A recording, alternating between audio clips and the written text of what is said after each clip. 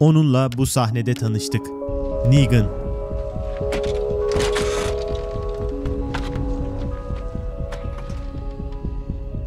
Hatırlıyorum, The Walking Dead evrenine katılmadan önce izleyiciler arasında nasıl hype oluşturmuştu. 6. sezondaki tüm bölümler sanki onun gelişini hazırlamak için tasarlanmıştı. Negan karavandan adımını attı ve yıllardır izlediğimiz, benimsediğimiz Rick ve grubuna doğru yaklaştı. Bu bölümü inanılmaz bir heyecanla izlediğimi anımsıyorum. Belki de dizideki en sevdiğim karakterlerden birisinin sonu gelecekti. Rick ve arkadaşlarının çaresizliğine karşı Negan'ın üstten bakan soğukkanlı tavrı çok iyi yansıtılmıştı. Sezon 6'nın sonu bu gizemle bitmişti. Hatırlıyorum, o zamanlar arkadaşımla yaz boyu hangi karakterin Negan'ın gazabına uğrayacağı üzerine epey tartışmıştık. Sonunda 7. sezon çıktı. İlk bölümü bizim gibi meraklı birçok izleyici yoğun ilgiyle izledi. Ne var ki hemen sonraki bölüm The Walking Dead adına en büyük reyting düşüşünün yaşandığı bölüm olacaktı. Favori karakterlerin diziye veda etmesi bu duruma sebep olsa da Negan'ın gelmesiyle dizinin ivme kaybettiğini de düşünebiliriz. Ama bu onun çok iyi yazılmış bir karakter olduğu gerçeğini değiştirmiyor. Hem devam eden sezonlarda diziyi ayakta tutan az sayıda karakterlerden birisi oldu. Bugün sizlerle The Walking Dead'in sezonlar boyu ilmek ilmek işlediği karizmatik ve küstah, gaddar ve şefkatli, nevi şahsına münhasır karakteri Negan'ın hikayesini ele alacağız. Negan'la ilk tanıştığımızda yeni dünyada inanılmaz bir güce ve sarsılmaz bir otoriteye sahipti. Saviors denen topluluğun lideri olmaktan da öte, gruptaki insanların tüm benliğine nüfuz etmişti. Öyle ki topluluktaki herkes isimlerini bir kenara bırakarak kendilerini Negan olarak tanımlıyordu. I'm Negan, shithead. Tam disiplinli bir diktatörlük rejimi kurmuş bu adam, yeni dünya için biçilmiş bir kaftan gibi görünüyordu. Elinde Lucille ismini verdiği dikenli beyzbol sopası ve sırtından düşürmediği deri ceketiyle korku imparatorluğunu kusursuz biçimde yürütüyordu. Ancak kurduğu bu sistemin aksamaması pek de kolay olmayacaktı. Otoritesinden taviz vermemek adına korkunç yöntemler kullanması gerekebiliyordu. Kimi zaman ya da çoğu zaman. Gerçekten de biz onu 7. ve 8. sezonda uyguladığı acımasız kurallar ve insanlık dışı cezalarla tanıdık. İşkenceler, gereksiz yere öldürdüğü insanlar, hemen hemen herkese karşı sürdürdüğü aşağılayıcı ve alaycı yaklaşımlar. Negan bu özelliklerin karışımıydı. Bunların yanında dizinin sevilen iki karakterini vahşice öldürmesini de sayarsak, Negan oldukça kötü bir karakterdi. Bunlara rağmen yine de izleyicilerin nefret ettiği bir karakter olmadı. Tam aksine mizahi anlayışı ve ciddiyetiyle tezatlık oluşturan rahat tavırlarıyla hatırı sayılır izleyicinin gözde karakteri haline bile geldi. Peki ama 7. ve 8. sezonlardan yaptığımız gözlemlerle Negan tam anlamıyla şeytani bir karakter değil miydi? Öyleydi.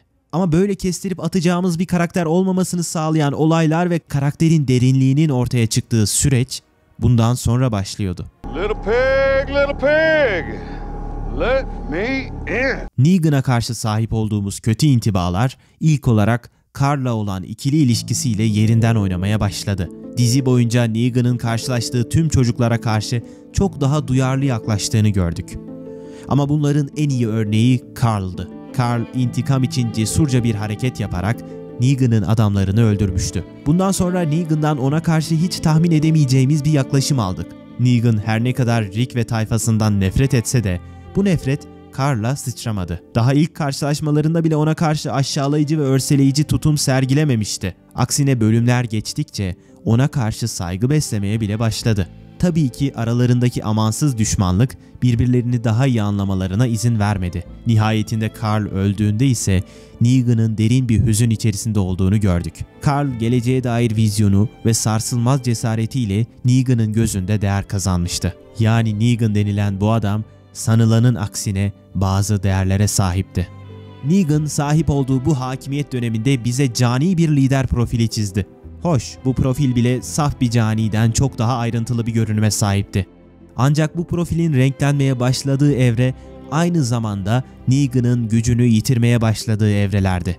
Rick ona karşı üstün geldikten sonra tek hamlede işini bitirebileceği noktaya ulaştı. Ancak onun yaşamına son vermeyerek izleyicilerin Negan'ı daha fazla tanıma fırsatına da son vermemiş oldu aynı zamanda. Sezon 9'a geçtiğimizde Negan bir hücrede her şeyini kaybetmiş zavallı bir adam olarak karşımıza çıktı.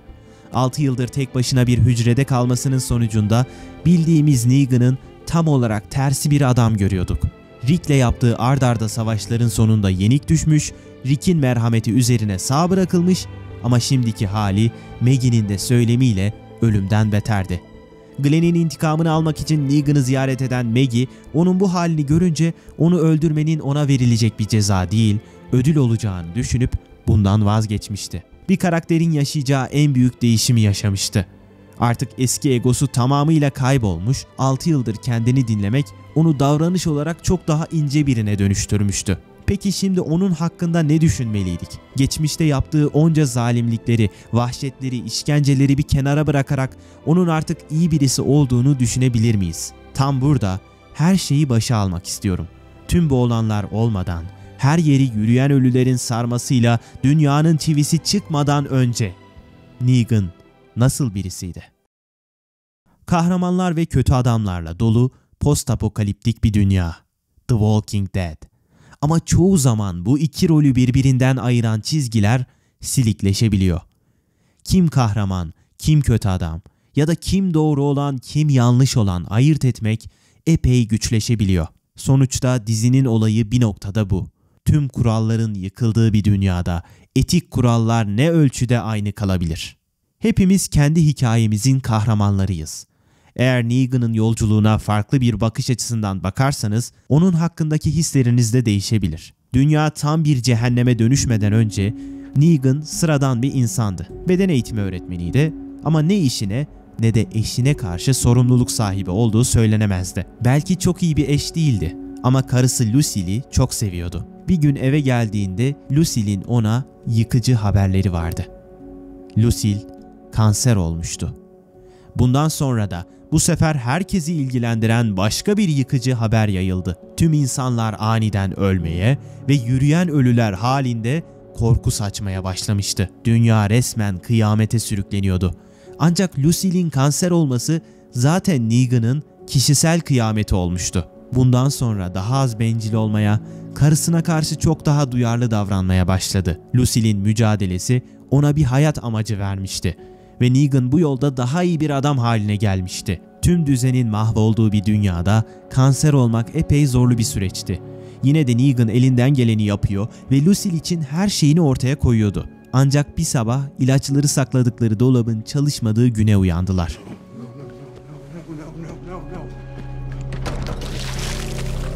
Mücadele çok daha zorlaşmıştı. Negan Lucille'in gözlerine baktı, yapması gerekeni biliyordu. Planlarını hazırlayıp ilaç bulmak için yola çıktı. Bu yolculuk onu bildiğimiz Negan'a çok daha yaklaştırdı. Zira sonradan manidar biçimde eşinin ismini alacak ve dikenli tellerle süslenecek beyzbol sopası eline geçecekti. Bundan da öte yolculuk boyunca geç kalmasına sebep olacak yağmacı topluluklar Negan'ın insanlığa olan inancında yitimlere sebep olacaktı. Yolculuk aksaklıklar yüzünden biraz uzun sürdü ama sonunda evine, Lucille'in yanına dönmüştü. Ama her şey çok geçti.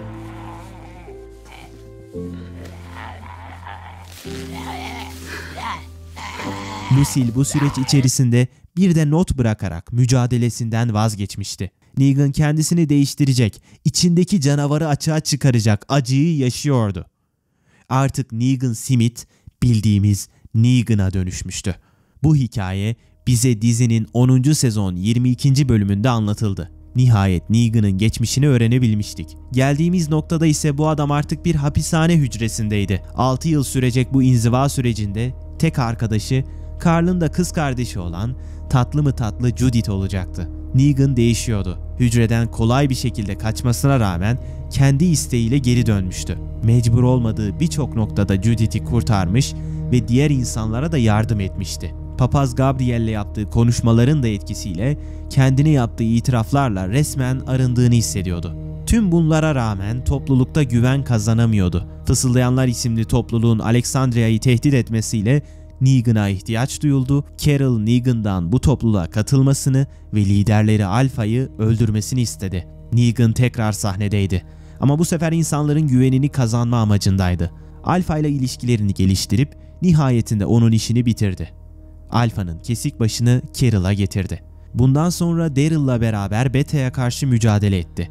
Artık Negan kahramanlarımızla aynı taraftaydı ve tam bu sıralarda Maggie geri döndü. Karşısında kocasını yıllar önce vahşice öldüren adam özgürce bekliyordu. Şüphesiz Maggie-Negan karşılaşması olay örgüsünün en kritik noktalarıydı. Bundan sonra birbirine karşı yarı güvenle hareket eden ikilinin sahnelerini bolca izledik. Şimdi ise 11. sezonda final yapmaya hazırlanan dizinin güncel bölümlerinde Negan çok daha farklı birisi. Sevdiği bir kadın var ve dahası baba olmaya çok yaklaştı. Duyumlara göre dizi Negan ve Maggie'nin yer aldığı bir seriyle yoluna çok farklı bir hattan daha devam edecek. Belki o zaman Negan hakkında çok daha fazla şey söyleyebiliriz. Sevsek de sevmesek de o sıradan bir karakter değil. Dizi boyunca geçtiği yollar onu sürekli başka birine dönüştürdü. Ama tüm değişimleri boyunca gözettiği bazı değerleri her zaman oldu. Gereksiz yere birçok kişiye işkence yaptı ama asla çocuklara zarar vermedi. Doğru ya da yanlış, Negan hayatta kalması için ne gerekiyorsa onu yaptı. Bu durumda onu suçlamalı mıyız? Yoksa tüm yaptıklarına rağmen ona bir şans daha mı vermeliyiz? Siz olsanız ne yapardınız? Yorumlarda belirtebilirsiniz. Yeni karakter hikayeleri için Kod Kahve'yi takip etmeyi unutmayın. Kendinize iyi bakın, hoşça kalın.